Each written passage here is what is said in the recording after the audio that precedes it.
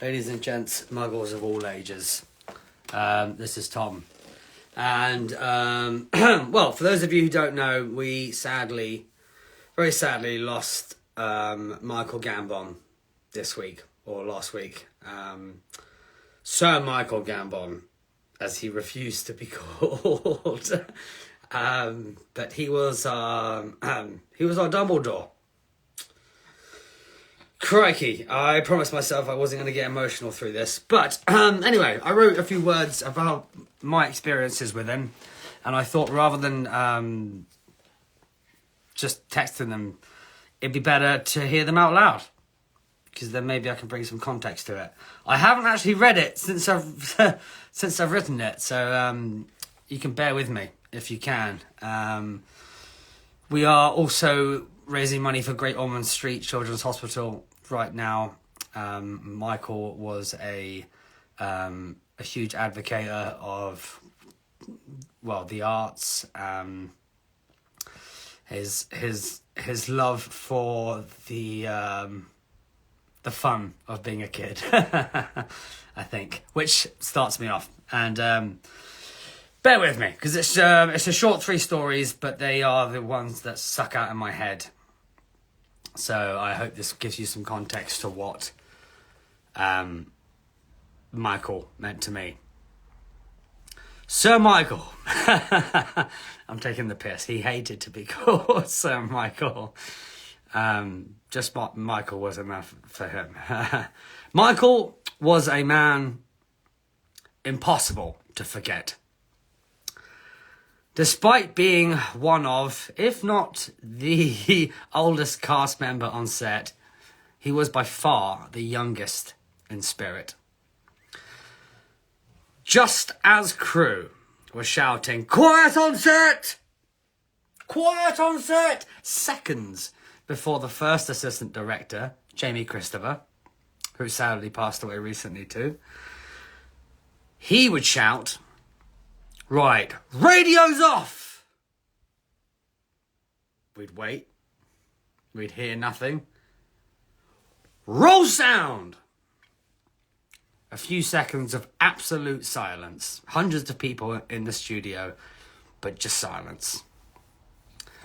And then the sound crew would respond, headphones on. "Sound speeding." Then Jamie Christopher would say, "Okay. Roll cameras." Everyone is still. No one is barely breathing in fear that this would ruin a take, which back in those days, kids, we used to use film. So every single second that it was rolling that was not used was money down the drain. Anyway, okay, roll cameras. Everyone is still. This is one of the first scenes I shot with Michael. In the few seconds it took for the film cameras to get up to operating speed, it sounds like, whilst 100+ crew members were utterly silent, Michael would turn to you and whisper, "Hey, come here. Who am I playing again?"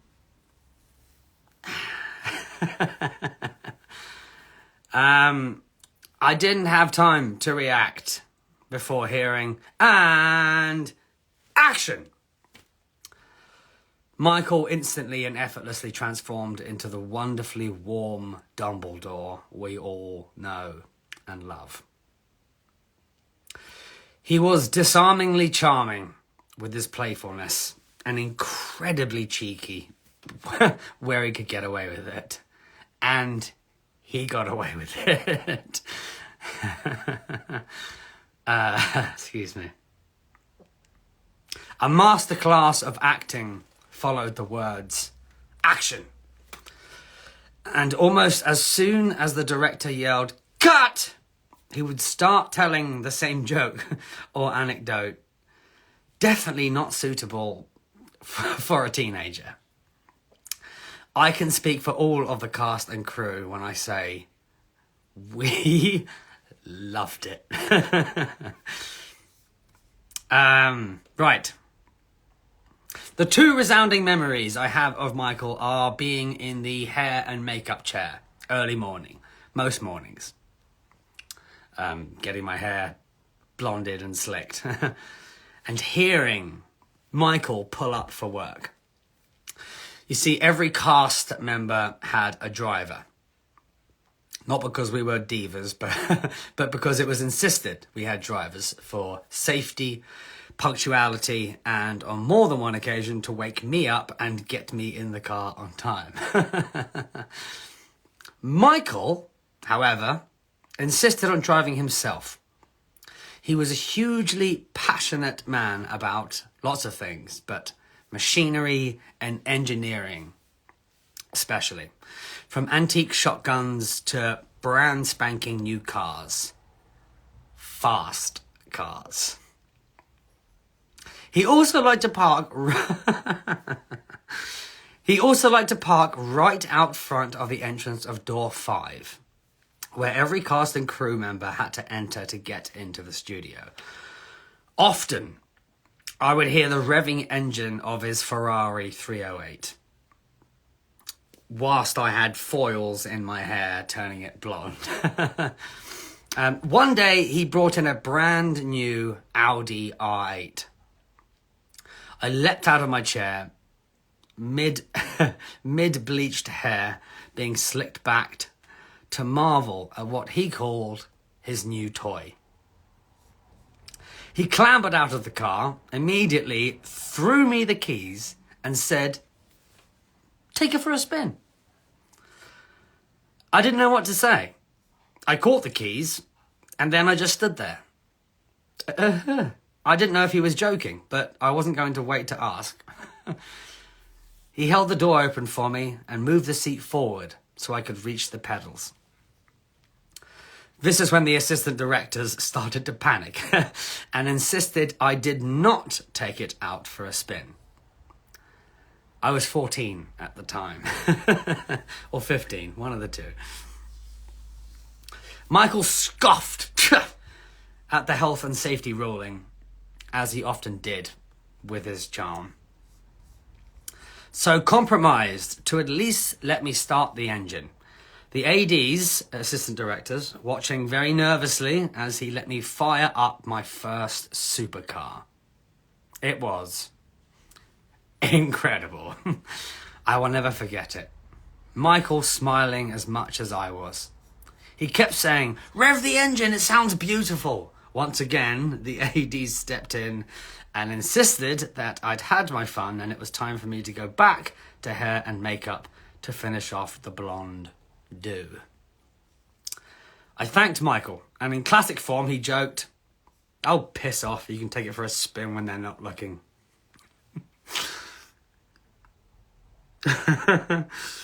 With a trademark wink. That was a great day, and there were many more cars he brought over the years, and he loved sharing them with myself and anyone else interested. He was a very, very generous man. Now, the memory that really stands out the most of Michael is the time he more or less stopped filming entirely after a few takes. It was my first scene working with him alone. It was in The Half-Blood Prince. It was when Draco was attempting to do the deed. And for the life of me, I could not remember my lines. I only had 3. But I had put so much pressure on myself, and I was so nervous about working with who I now knew, Michael Gambon, who he was. I was shitting myself, for lack of a better phrase. But he stopped filming. He said, "Can we just stop for a second?" After a few takes, where for the life of me I could not remember my lines. He made it seem as if he needed a break. Yeah. This is how bad the lines got. I'm pretty sure I said Snape was going to kill me at one point. Snape was never going to kill me. That wasn't in the script. I don't know why I said that. After 3 failed attempts, he asked the director if he could have a breath of fresh air, which is Michael Gambon's language for a cigarette. He gave me a friendly yet firm double-side nod. Something like that. Telling me to come with him. I presumed he wanted to have a stern word with me outside the studio before continuing. About learning my lines. Oh, this is what I thought at the time. He never felt the need to talk or tell a story for the sake of it. He picked his moment, and in hindsight, did so beautifully well. He offered me a cigarette, then lit it for me. 60 seconds of silence followed before I couldn't resist any longer. He never welcomed an apology. That was what I gave him. I'm so sorry, Michael. Michael, I promised you. I've learned the lines. I've rehearsed them meticulously. I'm just a bit nervous, to be honest. And the more I get it wrong, the more I doubt that I'm the right man for the job. And I don't know. Shh. He didn't even say shush. He hushed me with his cigarette-held hand. He puffed his cigarette. Twice. With no answer. Then stared at me with very serious eyes. I panicked. Tom, do you have any idea how much they pay me to be here each day to play this Dumbledore?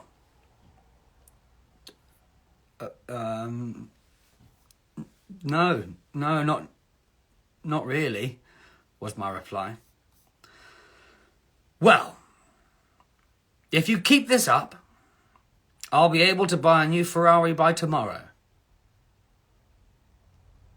He did smirk slightly, but from where I was standing, I didn't know if he was joking or not. At the peak of my wondering, he'd have a wink and a cheeky smile that only Dumbledore could do. We finished our cigarette. The next take recorded was the one used in the film.